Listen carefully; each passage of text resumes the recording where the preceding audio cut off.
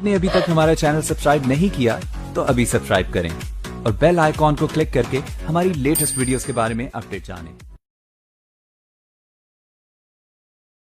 اس وقت یہ ہے کہ اصل نماز یہی ہے، یہ سورہ فاتحہ۔ چنانچہ میں آپ کو حدیث سنا رہا ہوں جو صحیح بخاری میں بھی ہے، صحیح مسلم میں بھی ہے، جامع ترمذی میں بھی ہے، سنن ابی داؤد میں بھی ہے، سنن نسائی میں بھی ہے اور بہت سی کتابوں موجود ہے۔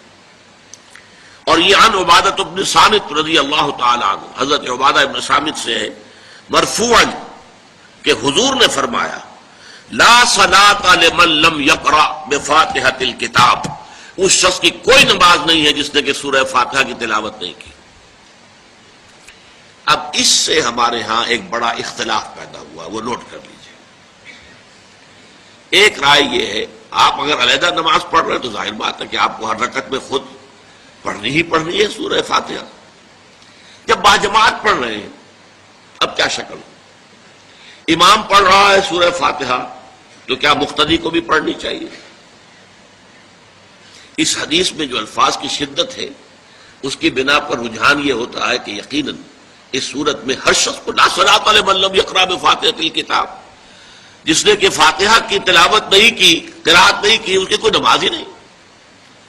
تو یہ موقف ہے امام شافعی کا، یہی مسلک ہے ہمارے اہل حدیث بھائیوں کا کہ آپ چاہے اکیلے نماز پڑھ رہے ہو، چاہے امام کے پیچھے پڑھ رہے ہو، اور چاہے امام جو ہے وہ جہری رکعت پڑھا رہا ہے اور چاہے سری رکعت پڑھا رہا ہے۔ خاموشی والی رکعت سورہ آپ کو معلوم ہے کہ نماز جو ظہر اور عصر کی ہے تو چاروں رکعتیں جو ہے وہ سری ہے، مغرب کے اندر آ کر دو جہری ہیں ایک سری ہے، عشاء میں آ کر دو جہری ہیں دو سری ہیں، سورہ اور نماز فجر کے اندر دونوں جو ہیں وہ جہری ہیں۔ تو چاہے جہری ہو چاہے سری ہو آپ کو بھی لازماً جو مقتدی ہے اسے بھی سورہ فاتحہ پڑھنی ہوگی۔ اب اس کے لیے انہوں نے یہ طریقہ جو ہے تلقین کیا ہے کہ امام تیزی سے نہ پڑھے، رک رک کر پڑھے الحمدللہ رب العالمین، اس کے بعد اتنا وقفہ دے دے کہ جو مقتدی ہے وہ بھی کہہ لے اپنے دل میں یا پڑھ لے الحمدللہ رب العالمین الرحمن الرحیم۔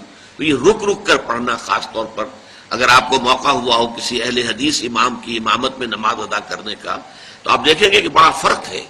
ہمارے جو حنفی امام الحمدللہ رب العالمین الرحمن الرحیم مالک یوم الدین ایاک نعبد و ایاک نستعین، چار آیتیں جو ہیں وہ بھی ایک ساتھ میں پڑھ جائیں گے، لیکن یہ کہ عام طور پر جو اہل حدیث حضرات ہیں وہ رک رک کر ٹھہر ٹھہر کر پڑھتے ہیں، ترتیل کے انداز میں پڑھتے ہیں۔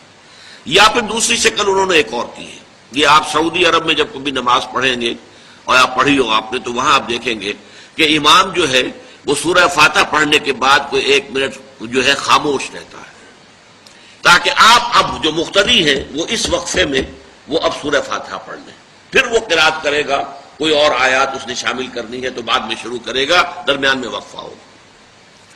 لیکن ایک مسلک یہ ہے، اور یہ مسلک جو ہے یہ در حقیقت قرآن مجید کی ایک آیت کے اوپر مبنی ہے۔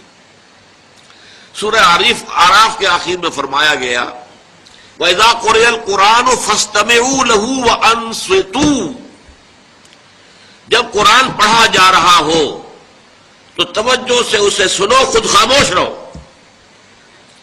اب یہ قرآن مجید کی آیت ہے، اس کے بنا پر ایک رائے یہ ہے کہ آپ امام کے پیچھے سورہ فاتحہ نہیں پڑھیں گے، پڑھا جا رہا ہے سنو اس کو، خود خاموش رہو۔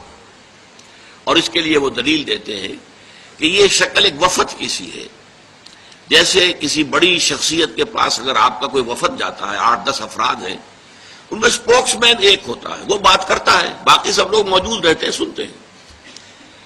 اسی طریقے سے امام جو ہے وہ گویا کہ آپ کا نمائندہ ہے اور وہ پڑھ رہا ہے الحمدللہ رب العالمین الرحمن الرحیم مالک یوم الدین، تو امام کی قرأت ہی آپ کی بھی قرأت ہو گئی۔